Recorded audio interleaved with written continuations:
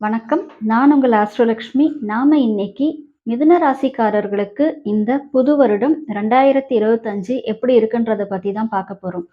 மிதுன ராசி அப்படின்னாலே புதனோட வீடு இல்லைங்களா? ஸோ ரொம்ப புத்திசாலியா இருப்பாங்க, அறிவாளியா இருப்பாங்க, ஞாபக சக்தியோட இருப்பாங்க, பயணங்கள்ல ஆர்வத்தோட இருப்பாங்க, அடிக்கடி இடமாற்றம் பண்ணி கொண்டு இருப்பார்கள். இது எல்லாத்தையும் தாண்டி பார்த்தீங்க அப்படின்னா, இவங்க தான் நெறைய டாக்குமெண்டேஷன் ஒர்க்ல இருப்பாங்க.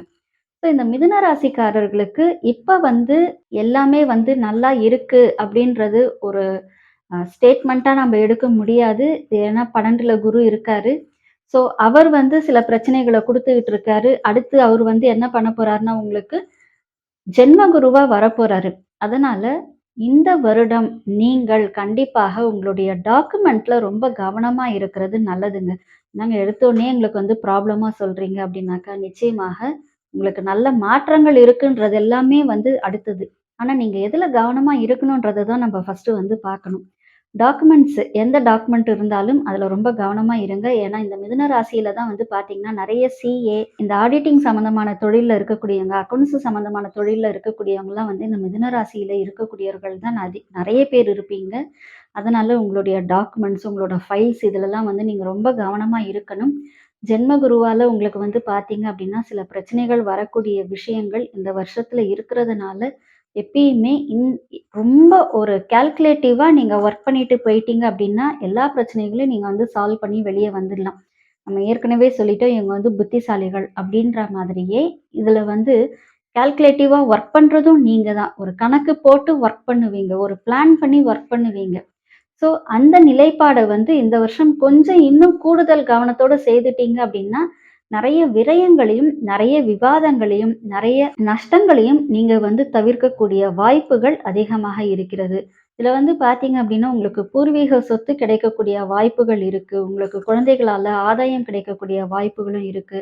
அதனால இந்த வருஷம் உங்களுக்கு நீங்க எதுல கவனமா இல்லையோ, அதுல பிரச்சனைய ஃபேஸ் பண்ணுவீங்க. அவ்வளவுதானே ஒழிய, மத்தபடி இந்த வருஷம் உங்களுக்கு நல்ல வருஷமாகத்தான் இருக்க போகிறது. மிதுன ராசிக்காரர்களுக்கு 3ஆம் இடத்துல கேது வர்றதுனாலேயும் உங்களுக்கு நல்ல மாற்றங்கள அவர் கண்டிப்பாக குடுக்க போகிறார். அதனால உங்களுக்கு ஒருவேளை ஊர் மாற்றமோ, இல்ல இடமாற்றமோ ஏதாவது ஒண்ணு ஏற்படக்கூடிய வாய்ப்புகள் இருக்கு. இருந்தாலும் இளைய சகோதரர்களோட கொஞ்சம் கவனத்தோட இருக்கிறது நல்லது. இல்ல அப்படின்னா, அவங்களால நீங்க கொஞ்சம் விரயங்கள சந்திக்கிற மாரி ஆகும். இல்ல அப்படின்னா கூட உங்க 2 பேருக்குள்ளேயும் தேவையில்லாத விவாதங்கள் ஏற்படக்கூடிய சூழ்நிலை உருவாகும். அதனால நீ நல்லா இருக்கியா? நான் நல்லா இருக்கேன். அப்படின்ற லெவல்லயே நீங்க போயிட்டீங்க அப்படின்னா, இந்த மிதுன ராசிக்காரர்களுக்கு அவர்களுடைய சகோதரர்களோடு எந்த ஒரு பிரச்சனையும் இல்லாமல் போகக்கூடிய வாய்ப்புகள் இருக்கு. இதுவரையிலும் 9ல இருந்த சனீஸ்வர பகவானும் உங்களுக்கு பார்த்தீங்க அப்படின்னா, 10ல உட்கார போறாரு. இது ஒரு நல்ல நிலை. 10ல போய் அவர் உட்கார்றாரு. உங்க லக்னத்துக்கு அவர் ரொம்ப நல்லவருங்க. லக்னமோ, ராசியோ எது இருந்தாலும் அந்த இடத்துக்கு அவரு நல்லவர். அவரு உங்களுக்கு நன்மைய செய்யக்கூடிய இடத்துல உட்கார்றாரு. 10ல சனீஸ்வரன் உட்காரும் பொழுது கொஞ்சம் சொந்த தொழில்ல அதிக லாபங்கள குடுக்கக்கூடிய நிலைப்பாட்டை ஏற்படுத்துவாரு. அதனால சொந்த தொழில்ல இருக்கிறவங்களுக்கு இது ஒரு நல்ல வருஷமாக இருக்க போகிறது. அதே மாரி ஒரு புதுசா பிசினஸ் ஸ்டார்ட் பண்ணலாமா அப்படின்றதுக்கு நீங்க இந்த வருஷம் ஸ்டார்ட் பண்றதுக்கான முயற்சிகள்ல இறங்கலாம். சனீஸ்வரன் ஒருத்தர வச்சுக்கிட்டு நீங்க அத பண்ணலாம். அதே மாதிரி ஆராய்ச்சி சம்பந்தமான விஷயங்கள்ல ஈடுபட்டவங்களுக்கும் இது ஒரு நல்ல வருஷமாக இருக்க போகிறது. பிஹெச்டி பண்றக்கூடியவங்களுக்குலாம் இந்த வருஷம் ஒரு நல்ல கிரேட்டான ஒரு இயரா இருக்கிறதுனால, கண்டிப்பாக உங்களோட பிஹெச்டிய நல்லபடியா நீங்க சப்மிட் பண்ணி முடிக்கிறதுக்கான வாய்ப்புகள் இருக்கு. ஸோ இந்த இயர் நீங்க எதிர்பார்க்கக்கூடிய எல்லா மாற்றங்களையும் நீங்க பெறப்போறீங்க. ஆனா நாங்க சொன்ன மாதிரி சில விஷயங்கள்ல நீங்க கவனமா இருக்கிறது நல்லது. எந்த ஒரு விலை உயர்ந்த பொருளையும் கவனத்தோட கையாளுங்க. யார்கிட்டயும் பேசுற பொழுது ரொம்ப கவனமா பேசுங்க. தேவையில்லாம வாக்கு குடுத்து மாட்டிக்காதீங்க. யாருக்கும் எந்த வாக்குறுதியும் குடுக்காதீங்க.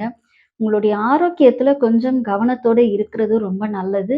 அதே மாதிரி எனக்கு இந்த மாரி சொல்லியிருக்காங்க. இந்த வருஷம் சர்ஜரி ஆகுமா? அந்த மாதிரியெல்லாம் நீங்க யோசிச்சுட்டே இருந்தீங்கன்னா நடக்கிறதுக்கான வாய்ப்பு வந்துரும். அது எல்லாத்தையும் ஒதுக்கி வச்சுடுங்க. வச்சுட்டு நீங்க உங்களோட வேலைகள மட்டும் பாருங்க. டாக்டர் சொல்றத நீங்க அப்படியே ஃபாலோ பண்ணீங்க அப்படின்னாக்கா, இந்த வாய்ப்புகள் எல்லாத்தையும் நீங்க தவிர்க்கக்கூடிய விஷயத்தோட அமையும்.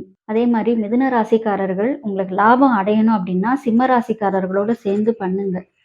என்னங்க அங்க தானே கேது உட்கார்ந்துட்டு இருக்காரு. ஆனா 3 கேது நல்லது செய்யுங்க. அதனால நீங்க தாராளமா அவங்களோட உங்களுடைய எல்லா விஷயங்களையும் கொஞ்சம் கன்சல்ட் பண்ணிக்கலாம். ரொம்ப நல்லது. அவங்களும் உங்களுக்கு ஒரு நல்ல ஆலோசனை சொல்லக்கூடியவர்களாக இருப்பாங்க. அதனால ஏதாவது ஒரு கன்ஃப்யூஷன்ஸ் இருந்தது அப்படின்னா, நீங்க அவங்களோட கேட்டுக்கலாம். அதே மாரி சிறுதூர பயணத்தில நீங்க ரொம்ப கவனமா இருக்கிறதும் நல்லது தான் ஒரு பக்கத்தில. அப்படி நீங்க வந்து ஒரு பயணம் செய்கின்ற பொழுது, கொஞ்சம் எவ்வளோக்கு எவ்வளோ உங்களுடைய குலதெய்வம், இஷ்ட தெய்வம் எல்லாத்தையும் பிரார்த்தனை பண்ணிட்டு போறீங்களோ, அது வந்து உங்களுக்கு வழிகாட்டியாகவும், எல்லா பிரச்சனைகள்லேருந்து உங்கள வெளிய எடுத்துட்டு வரக்கூடிய விஷயமாகவும் அமையும். இதையும் நீங்க வந்து கவனத்துல வச்சுக்கிறது ரொம்ப நல்லது. அதே மாரி உங்களுடைய தாயாருடைய உடல் நலன்ல கொஞ்சம் கவனமா இருக்கிறதும் ஒரு நல்ல விஷயங்கள செய்யுங்க. அதனால தாய், தந்தை 2 பேருடைய நலன்லயும் நீங்க கொஞ்சம் கவனமா இருங்க. இந்த வருஷம் அவங்களுக்காக கொஞ்சம் நீங்க மெடிக்கல் செலவு பண்ணக்கூடிய நிலை உருவாகும். இந்த வருஷம் நீங்க வந்து இந்த விருச்சிக ராசிக்காரங்களோட கொஞ்சம் கவனமா பழகுறது நல்லது தாங்க. ஏன் அப்டின்னா, அவங்களால உங்களுக்கு பிளட் பிரஷர் ஏறக்கூடிய வாய்ப்புகளும் அதிகமா இருக்கும். அதனால அவங்களோட நீங்க வந்து கொஞ்சம் கவனமா பழகுங்க. அவங்களுக்காக நீங்க போய் ஜாமீன் கையெழுத்து போடாதீங்க. அவங்க கிட்ட கடன் வாங்கலாம். அவங்களுக்காக நீங்க போய் ஜாமீன் கையெழுத்து போடக்கூடாது. இது நீங்க வந்து கவனமா இருக்கணும். அதே மாதிரி வந்து பார்த்தீங்கன்னா, மகர ராசிக்காரர்களோடையும் கொஞ்சம் கவனமா இருங்க.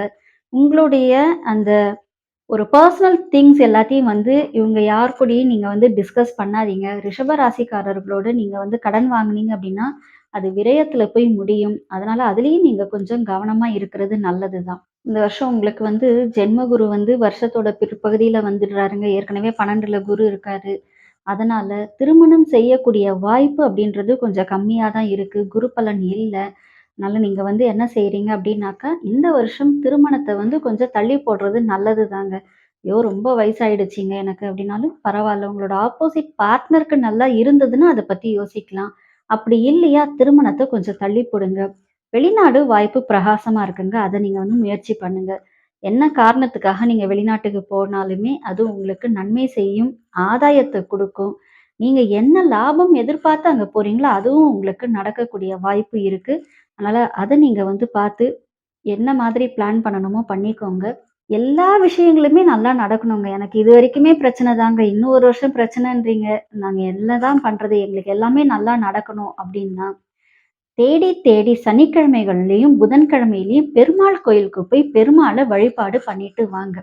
எங்கெல்லாம் பெருமாள் கோயில் இருக்கோ, அங்கெல்லாமே போங்க. நிச்சயமாக உங்களுக்கு அந்த பெருமாள் மிகப்பெரிய நல்ல வழிகளையும், ஃபினான்ஸ்ல ஒரு ஸ்ட்ரெங்தனிங்கையும் கண்டிப்பாக உங்களுக்கு குடுப்பாரு.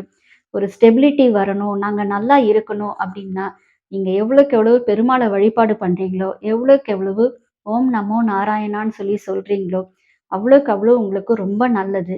முக்கியமாக இந்த நவகிரக ஸ்தலங்கள்ல இருக்கக்கூடிய பெருமாள் கோயிலுக்கெல்லாம் போயிட்டு வாங்க. இதெல்லாம் வந்து உங்களுக்கு பெரிய ப்ளஸ்ஸா இருக்குங்க.